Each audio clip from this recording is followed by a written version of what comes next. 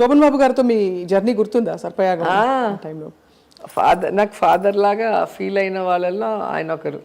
రెండవ సినిమాలో చాలా అభిమానంగా చూసుకున్నారు. అండ్ నేను అప్పుడు 17 years, నాకు అంతే, చాలా చిన్నదాన్ని. ఇంకా నా భాష చిత్తూరు భాష, కొన్ని పదాలు వాళ్ళకి కొత్తగా ఉంటాయి, అవి అడిగి అడిగి నాతో పలకించుకునేవాళ్ళు. అలాగా నన్ను బాగా చూసుకున్నారు. ఆయన చనిపోయినప్పుడు మాత్రమే నేను చాలా ఏడ్చాను. అసలు ఢిల్లీలో ఉన్నాను అప్పుడు, మా డాడీ నేను పరిగెత్తుకుంటూ వచ్చాం. అసలు ఆయన చనిపోయారు అనగానే ఇంకా తట్టుకోలేక చాలా ఏడ్చాను ఆ రోజు. చాలా బాధేసింది. అంటే ఎవ్వరికీ హాని చేయరు, అందరితో మంచిగా నవ్వుతూ ఉంటారు. ప్లస్ మనీ ఎలా సేవ్ చేసుకోవాలి, ఫ్యూచర్కి మనీ ఎంత అవసరం అనేది చాలా బాగా చెప్పేవాళ్ళు. ఎవరిని హట్ చేయరు, అసలు హట్ చేయటం అనేది ఆయనకు తెలియదు. నాకు ఏదన్నా పెడితే ఇది వంటదండి అంటాను, అంటే నాకు సూట్ అవ్వదు అని. ఏదైనా తింటే వంట పట్టదు, వంటదండి అంట. అలాగే నాకు నవ్వలండి అంటాను, తింటే అలర్జీ వస్తే గోక్కోవాలి కదా, అయ్యో అది తింటే నాకు నవ్వలండి అన్న. నవ్వలేంటి అట్లా కొన్ని పదాలు, చిత్తూరు పదాలు నేను మాట్లాడుతుంటే ఆయనకి విచిత్రంగా ఉండేది. అడిగడిగి మరీ చెప్పించుకునేవాళ్ళు. ఫుల్ జర్నీ మీది. రోజా గారికి హెయిర్ స్టైల్స్ అంటే చాలా ఇష్టం అంటారు. చాలా. ఏంటి స్పెషల్ అంటే? మీరు అట్లే లేదు, చిన్నప్పుడు నాన్నగారు డాక్యుమెంటరీ మూవీస్ డైరెక్ట్ చేసేవాళ్ళు. సో ఆయన షూటింగ్ లేనప్పుడు ఇంటికి వచ్చినప్పుడు నాకు హెయిర్ స్టైల్స్ చేసి మేకప్ వేసి, నేను చిన్నదాన్ని స్కూల్కి వెళ్ళేది, నాకు మంచి మంచి డ్రెస్సెస్, పెయింటింగ్ డ్రెస్సెస్, ఆయన పెయింటింగ్ కూడా చాలా బాగా చేసేవాళ్ళు. సౌండ్ ఇంజనీర్గా ఉన్నారు సారథి స్టూడియోలో, వైఎన్ రెడ్డి. సో అవన్నీ వేసి తీసేవాళ్ళు. అట్లా నాకు ఆ ఇంట్రెస్ట్ వచ్చింది వాటి మీద. సో నేను హీరోయిన్గా ఉన్నప్పుడు నేను వేసిన హెయిర్ స్టైల్స్ ఎవరు వేసుకుంటారు అనుకుంటా. నేను మా బ్యాగ్లో అయితే ఓన్లీ వెరైటీ విగ్స్ ఉండేది. అప్పుడంతా విగ్సే కదా, అవును, ఫ్రంట్ మ్యాచ్ చేసి వెనక విగ్స్ వచ్చేది. ఇప్పుడైతే ఓన్లీ టాంగు, స్ట్రైటనర్, 2 మిషన్లు ఎత్తుకొని వచ్చేస్తున్నారు హెయిర్ డ్రెస్సర్లు. అప్పుడు అట్లా విగ్స్ ఎక్కువ. సో చాలా హెయిర్ స్టైల్స్ని డెకరేషన్స్తో కూడా చేసుకునేదాన్ని. సాంగ్స్ అంటే చాలా ఇంట్రెస్ట్గా ముందే డిజైన్ చేసుకునేదాన్ని. అది చిన్నప్పుడు వచ్చిన ఇంట్రెస్ట్. సో అలా ఇప్పుడు ఎలా కంటిన్యూ చేస్తారు రోజా గారు? ఐ జస్ట్ వండర్, ఇంత బిజీ లైఫ్లో మీరు ఎప్పుడు చూసినా కళకళలాడుతూ అలా ఉంటారు. మీకు జలుబు ఉంది ఫర్ ఎగ్జాంపుల్, ఎలాంటి మన జలుబు ఉంటే మామూలుగా అసలు లేచి పని చేసుకోబుద్ది అవ్వదు. కానీ మీరు చీర తీసి పెట్టుకోవాలి. మామూలుగా ఆఫీసులకు వెళ్ళే వాళ్ళకే ఇది, మీరు పబ్లిక్ లైఫ్లో ఉంటారు.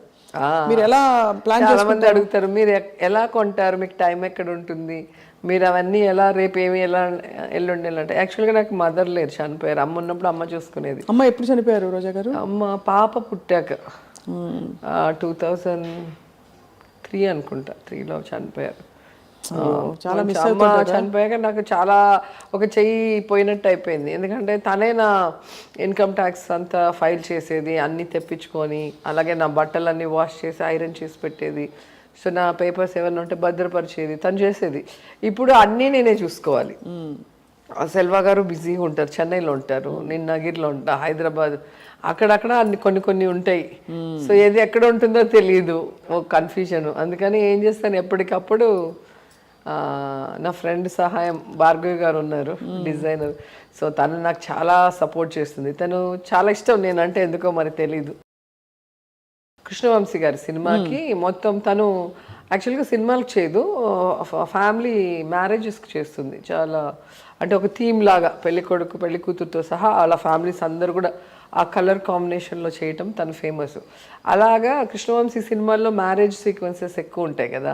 సో తనకి చేయాలన్న ఇంట్రెస్ట్తో ఆ మూవీలో చేసింది. తాప్సీకి మాకు అందరికీ కూడా అప్పుడు పరిచయం అయింది. కర్నూలు అమ్మాయి, హైదరాబాద్లో ఉంటుంది.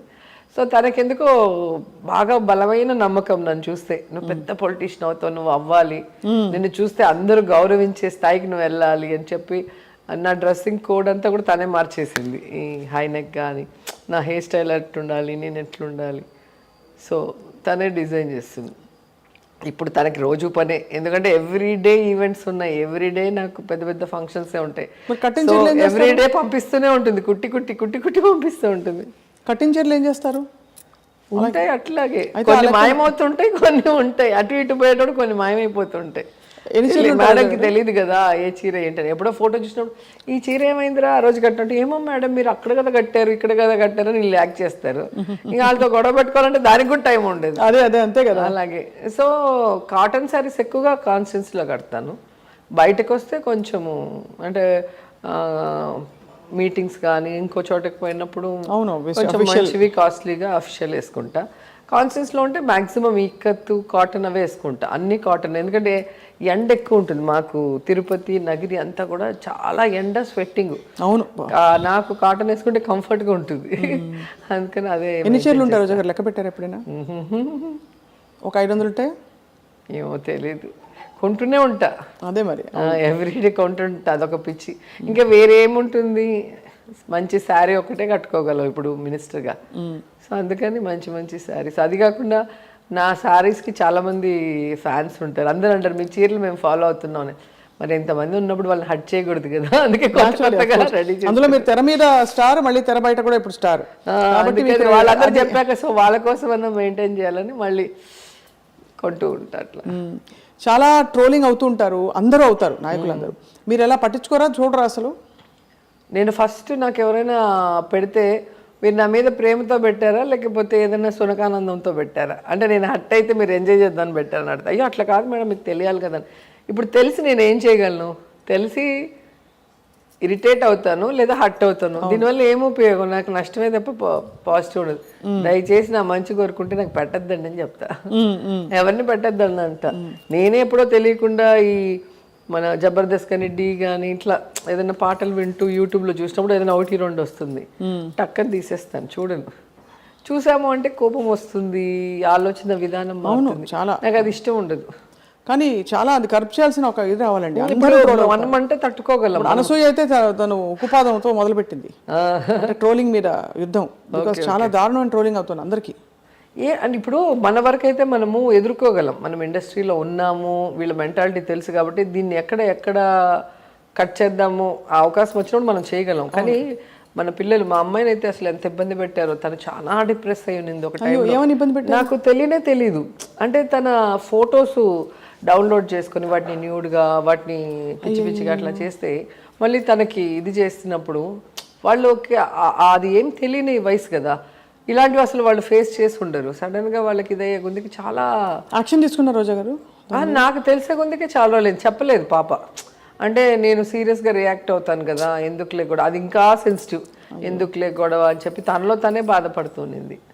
అదే మళ్ళీ తను ఒకసారి అనింది, ఎందుకమ్మా నువ్వు ఇంత మంచిదానివి, నువ్వు ఇంత హెల్పింగ్ నేచర్ ఉంది, నిన్నెందుకు ఇంత చెడ్డగా ట్రోల్ చేస్తారు, ఎందుకు నిన్ను తిడతారు, సంబంధం లేకుండా ఏదో మా ఫ్యామిలీ ఫంక్షన్స్ పెట్టినా కూడా కింద తిడతారు. పొలిటికల్గా మనం మాట్లాడినప్పుడు తిడితే వేరే, ఎక్కడో సంబంధం లేని ఒక ఫ్యామిలీ ఫంక్షన్, ఒక బర్త్డే వీడియో కిందో, లేదా ఒక మంచి ఫోటో మా పిల్లలతో ఉన్న ఫోటో కిందో సంబంధం లేకుండా వాళ్ళు మాట్లాడేది చూసి చాలా హర్ట్ అయింది. ఎందుకమ్మా మనకు అవసరమా ఇట్లాంటివన్నీ అని చెప్పేసి నేను మళ్ళీ చెప్పాను, పాలిటిక్సే కాదు నాన్న, ఏ ఫీల్డ్ అయినా ఇలాగే ఉంది, వాక్ స్వాతంత్రం అంటూ వాడి ఇష్టానికి చేస్తున్నాడు. అవును, చాలా ఇది కరెక్ట్ కాదు. యాక్చువల్గా కోర్ట్స్ కానీ గవర్నమెంట్స్ దీని మీద యాక్షన్ తీసుకోవాలి, లేకపోతే చాలా మంది పిల్లలు ఇబ్బంది పడతారు. మీ పార్టీ